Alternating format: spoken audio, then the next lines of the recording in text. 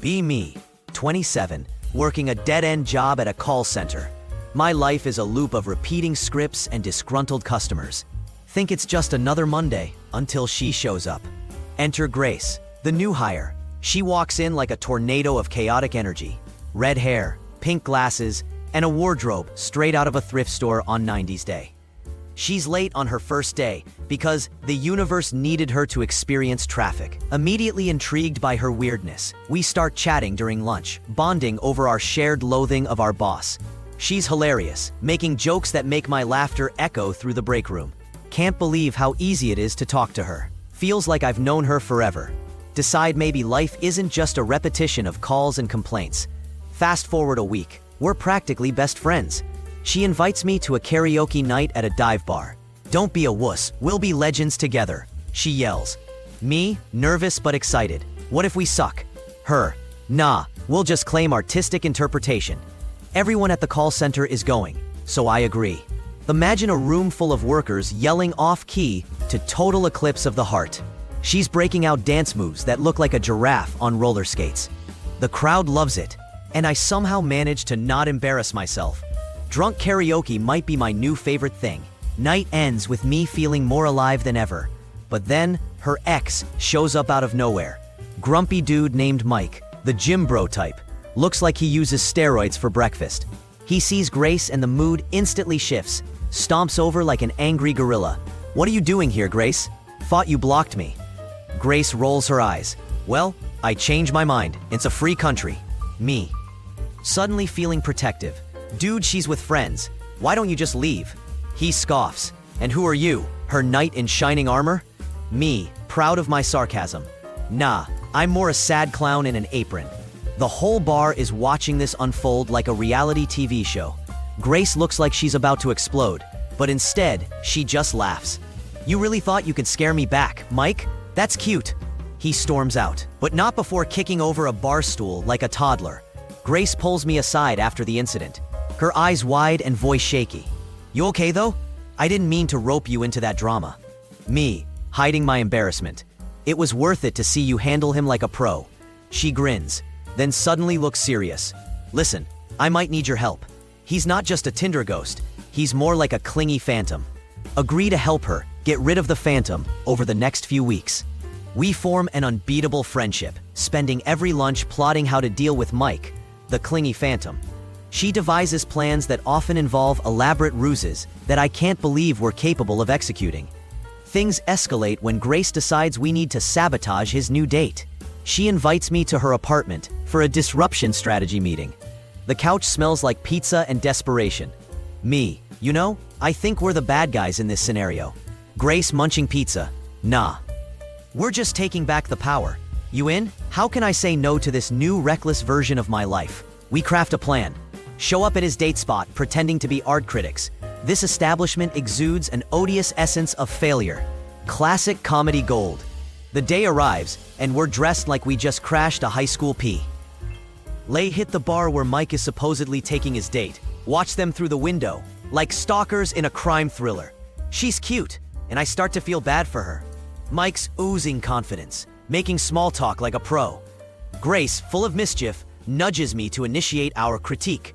We walk into the bar, loudly proclaiming, "Where's the artistic vision in this place?" Mike sees us and instantly goes pale, like he's just eaten a ghost pepper. His date looks confused, and I feel like half my body wants to crawl into a hole. Excuse me?" she says, clearly bewildered. Mike tries to smooth things over. "These are just friends from art class." Grace and I start pretending to critique everything. "Why do they have those stupid neon lights? It's practically a crime against art." The date just looks more confused, while Grace tries to hold back laughter. Finally, Mike can't take the embarrassment, and we leave feeling triumphant. But apparently, we went too far. Next day at work, Grace looks like the world's worst hangover. She pulls me aside. "So, Mike was not happy." Me, you think? Turns out he's been stalking her on social media and posting passive-aggressive stuff. One post reads, "Imagine having no taste. Real mature, buddy." Grace is torn. She wanted a clean break, not a war. We decide to take it a step further. If it's war, we're going all in. Start a campaign to post ugly selfies of ourselves dressed up in bad art too. If he wants an artistic nightmare, we'll give him one. I declare dramatically. Our posts start getting responses. Turns out, people love our weird art vibes. Every comment just makes Grace bolder. See, we're trendsetters. She starts gaining followers unexpectedly, and I just hope to be somewhat cool by proximity. But then things take a dark turn. She gets a message from Mike's people, basically high school bullies. You should stop before you embarrass yourself. Somehow, this only fuels our fire. I reply with, a real artist can never be embarrassed. Almost wish we hadn't invited this drama into our lives. Finally, one day, an explosive confrontation happens when Grace gets invited to a popular local art show. You should come with me and we'll show him who's boss. Me, excited yet terrified. Am I allowed to throw paint? She's like, only if it's at Mike. The night of the show, I wear something classy, complete with duck socks. Grace looks stunning, with glitter and mischief in her eyes. All goes well until Mike decides to crash the event, bringing his date again like a virus. He spots Grace and makes a beeline. He's all smirks. Well, didn't know the art world invited clowns. But Grace is unbothered. She tosses her head back and laughs. Honestly, it's a circus. Welcome to the big top. Everyone's watching as they start arguing. Mike starts mentioning her interesting fashion choices, and she hits him with, at least I'm not a failed Instagram account. Crowd goes wild, and I'm standing there like a proud soldier watching a victorious battle. This is the peak of our friendship. We're unstoppable. But just then, someone bumps into me, knocking over a glass of red wine. Flames of embarrassment engulf me. Save me. It splashes all over Grace's beautiful dress, from vibrant red to disaster zone in a split second. Stage full of art critics gasps, like they're witnessing a train wreck. Me, horrified. I'm so sorry. I can fix this. Grace, surprisingly calm. Nothing can ruin my night. I'm on fire. Everyone laughs, but she looks determined, shakes off the wine like it was water, and begins dancing on the floor. A little wine never hurt nobody. After the chaos, I mention all the commotion to her.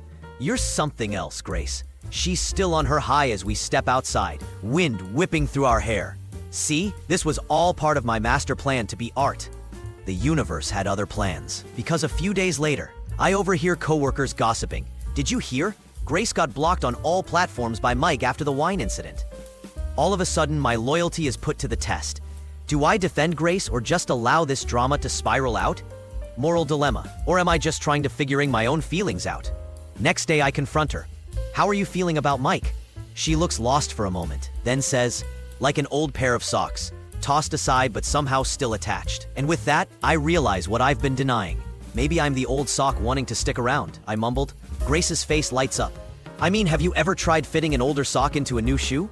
Unsure how to respond, I just laugh. You're so crazy. The air between us shifts, and I wonder if maybe we were more than just partners in chaos. But as I start thinking of the possibilities, she gets a call. It's Mike. Throwing a massive tantrum through the phone about dinner with his family. She's tempted to hang up, but keeps listening. After several minutes of back and forth, her expression turns from amusement to annoyance. What do you want from me, Mike? You don't get to play the victim now. The drama intensifies. All out of love lost, but still solidifying our bond. After she hangs up, she looks furious, yet oddly empowered. This is my life, my choice, my journey. In the haze of the aftermath, we start planning our escape. But suddenly, things quiet down as an unexpected twist hits. An email comes through. It's a job offer. Her dreams of opening her own art studio could become a reality. Oh my God, this might actually happen, she screams, lighting up like a wildfire.